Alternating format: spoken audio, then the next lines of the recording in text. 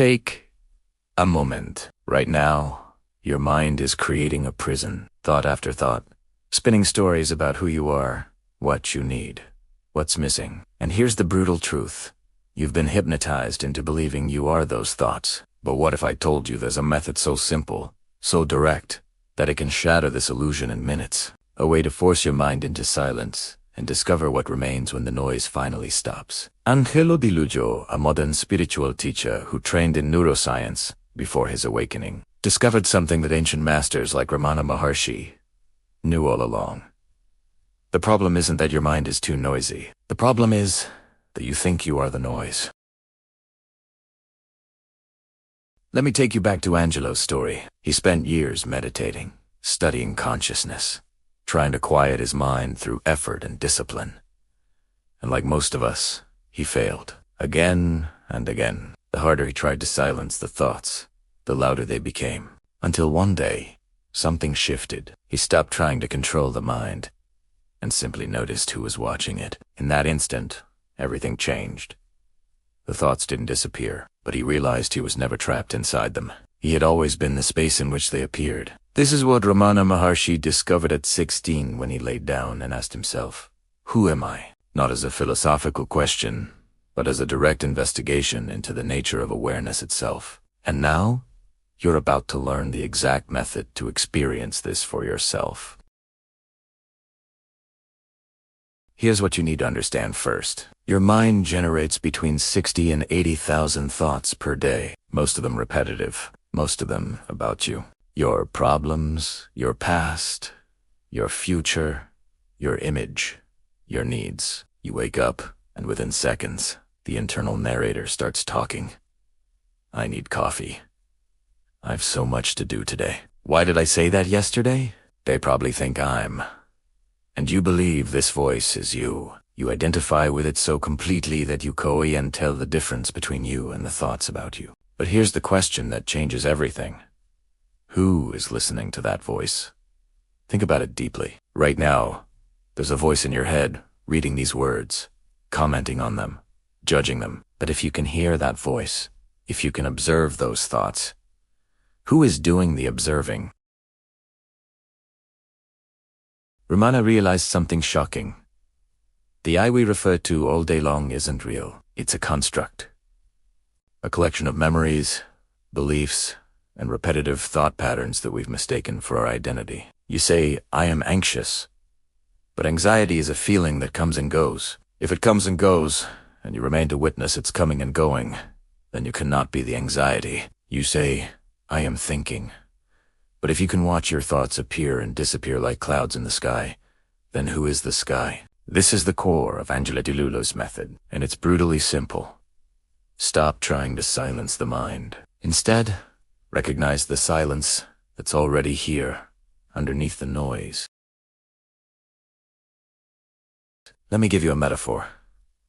Imagine you're sitting in a movie theater. On this screen, there's a intense drama playing out. Arguments, chase scenes, emotional breakdowns. The character on screen is suffering, struggling, fighting. Most people are so absorbed in the movie that they forget they're sitting in a chair, safe, watching a projection of light. They identify completely with the character. They feel the character's pain as if it were their own. But what happens when you remember you're not the character? You're the audience. The screen can display any scene, any story, any emotion, but none of it touches you. You remain untouched, watching it all unfold. Your mind is the movie. Your thoughts, emotions, sensations, they're all scenes playing out on the screen of consciousness. And you are the awareness in which this movie appears. The screen is never damaged by what appears on it. No matter how violent or chaotic the movie becomes, the screen remains pristine, unchanged, silent. This is what Angelo means when he talks about forcing your mind into silence. You're not suppressing thoughts. You're recognizing the silence that exists prior to thought. The awareness that was here before the first thought arose this morning and will remain when the last thought fades tonight. But here's where most people get stuck. They hear this and think, okay, so I need to become the observer. I need to watch my thoughts. No, that's another trap. You can't try to be the observer. You already are the observer. You've always been the observer. The problem is you've been hypnotized into believing you're what's being observed. It is like an actor who has played a role for so long that he has forgotten it as a role. He walks off stage at night, still speaking in character, still believing the costume is his real skin. The method isn't about creating something new. It's about recognizing what's already true. Here's the practice. Angelo teaches, and it's the same practice Ramana gave to his students for decades. Stop right now. Don't move. Don't try to change anything. Ask yourself, who am I? Not as a concept, not looking for an answer in words, but as a direct inquiry into your experience right now. When you ask who am I, your mind will immediately jump in with answers. I'm a person. I'm someone who's watching this video. I'm someone with problems, with a history, with goals. Not these tath. Not these that. Notice how quickly the mind creates an identity. But go deeper. Who is aware of those thoughts? Who is aware that the mind just created an answer? Ask again. Who am I? The mind will try again. It will offer more sophisticated answers. I am consciousness. I am awareness. I am the observer. But even these are just thoughts, concepts, ideas about what you are. Who is aware of the thought? I am awareness. Keep asking. Not aggressively, not as a mental exercise, but as a gentle, persistent inquiry that won't accept any answer the mind provides. Because here's what Angelo discovered and what Ramana taught. Every answer your mind gives is an object, a thing that appears in awareness. And if it appears in awareness, it cannot be awareness itself. You are not anything that can be observed. You are the observing itself, the awareness that makes all observation possible. Now, your mind is probably racing right now. This is too abstract. I don't get it. How is this supposed to help me with my real problems? Perfect. That resistance is another thought, another wave on the ocean. Can you notice it? Can you see that even the thought I do ununderstand is just another appearance in the space of awareness? The beauty of this method is that it works even when you think it's not working, because the moment you notice resistance, the moment you observe doubt, the moment you catch yourself lost in thought, that noticing is the awakening. Angelo calls this the trap of grace. You can't fail at this practice because even noticing that you've failed is success. Every time you return to awareness, every time you recognize I was lost in thought, you're resting in your true nature. Let me share what happens when you practice this consistently. And I mean really practice it. Not once in a while when you remember, but making this inquiry the background of your entire day. First, thoughts lose their power. They still appear. Sometimes, many of them, but they no longer hook you. The same way, you start seeing them as automatic, mechanical, repetitive, like a radio playing in another room, present, but not commanding your attention. Second, emotions become transparent. You feel sadness, but you're not sad. You experience anger, but you're not angry. There's a subtle but profound difference. The feelings move through you, but they don't define you anymore. Third, and this is the shocking part, you start noticing that you feel more alive, not by adding something, but by subtracting the illusion. Life becomes vivid, immediate, direct.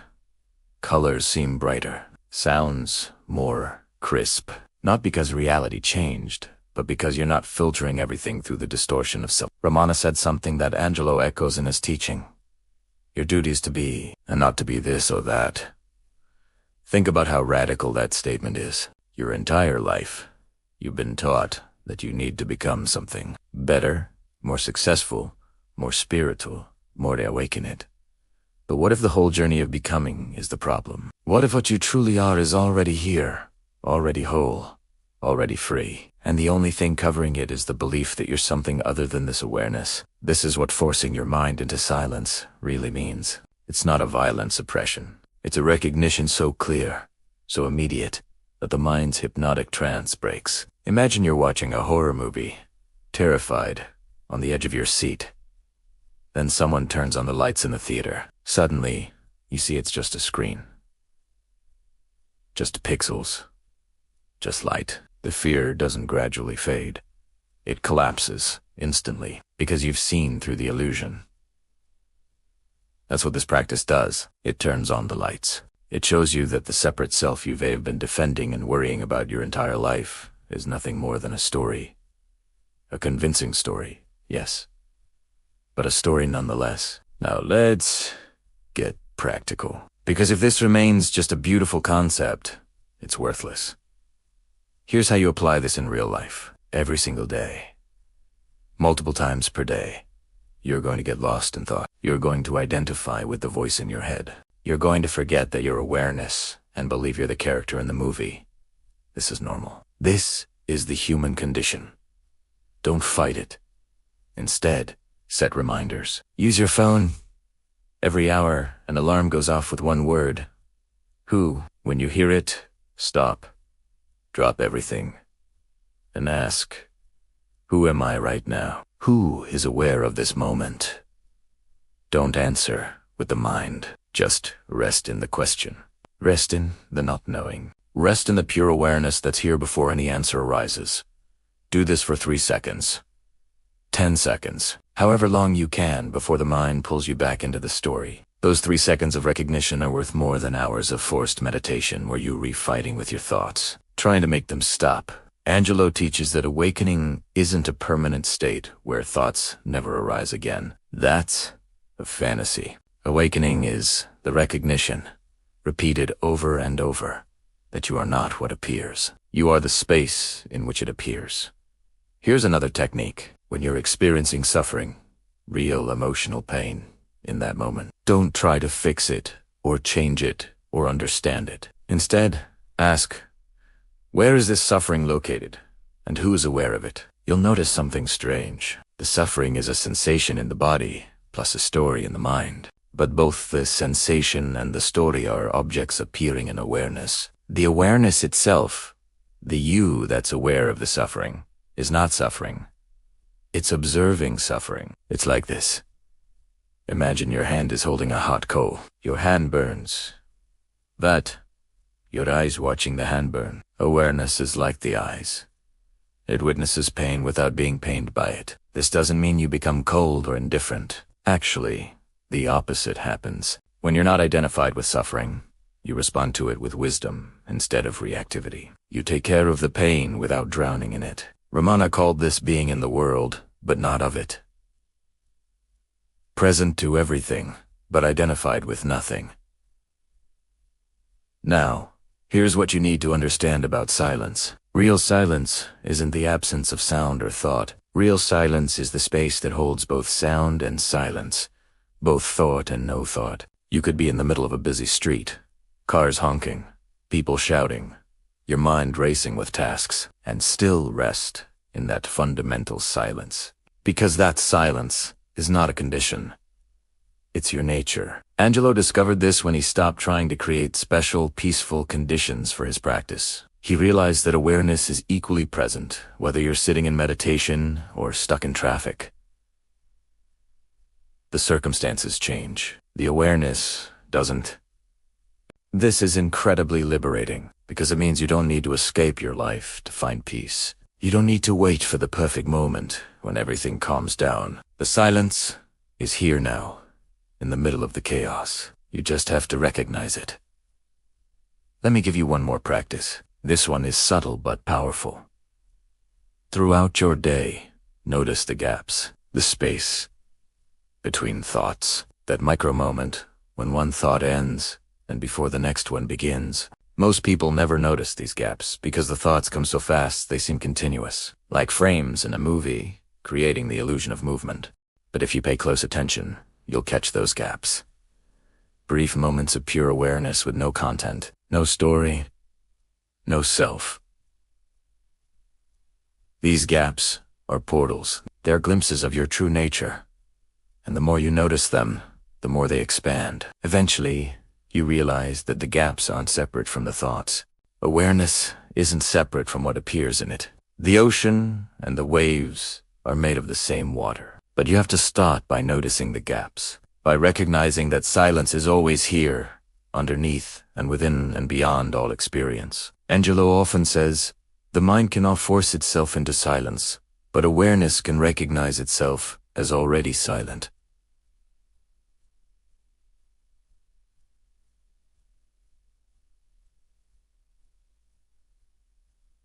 Read that again. Let it sink in. The mind is a tool. It thinks, analyzes, plans, remembers.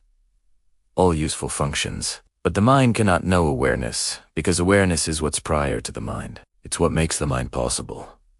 It's like asking your eyes to see themselves. They can't, but they don't need to. They're already functioning as seeing. You are already functioning as awareness. You don't need to achieve it or become it. You just need to stop overlooking it in favor of the content it's aware of. This is the ultimate test. Right now, are you aware? The answer is obviously yes. You're aware of these words. Aware of your breath. Aware of sounds. Aware of thoughts about what you're reading. That awareness, that is what you are. Not the words, not the breath, not the sounds, not the thoughts, but the aware presence in which all of that appears. You've been searching for yourself your entire life, and you've been what you're searching with all along. So what happens when you really get this? When it's not just an idea but a lived reality? First, fear loses its grip, because most fear is rooted in the belief that you're this separate, vulnerable self that could be hurt or destroyed. But when you recognize yourself as awareness, as the space in which bodies and minds appear, what's there to fear? The space can never be damaged by what appears in it. Second, you stop taking everything so personally. Someone criticizes you, and instead of collapsing into defensive thoughts, you just notice. Interesting. The mind is creating a defensive story right now. The criticism might still sting, but you're not drowning in it. Third, you discover a joy that doesn't depend on conditions. Not a hyperactive happiness, but a quiet contentment. A sense of okayness that persists, even when life is challenging. Because you're no longer at war with what is. You're simply aware of what is, without needing it to be different. Reflect on this. What would it feel like to wake up tomorrow and realize that you are not the troubled character in your life story? That you're the awareness watching the story unfold, and you've always been free? What would change if you knew, with absolute certainty, that no thought could ever define you, no emotion could ever destroy you, no experience could ever trap you? This isn't fantasy. This is available right now. In this moment. In every moment. The silence is here. The awareness is here. The freedom is here. You just have to stop looking for it somewhere else. Take a breath. Feel the simplicity of just being aware. No effort. No becoming. Just this. This is what Angelo DiLullo calls forcing your mind into silence. Not by violence, but by recognition. Not by control, but by surrender. Not by achieving, but by realizing what you've always been. The prison door was never locked. You just had to stop believing you were the prisoner and recognize you're the space in which the entire prison appears. Who are you? Not the answer. The one asking. Rest there. Rest there.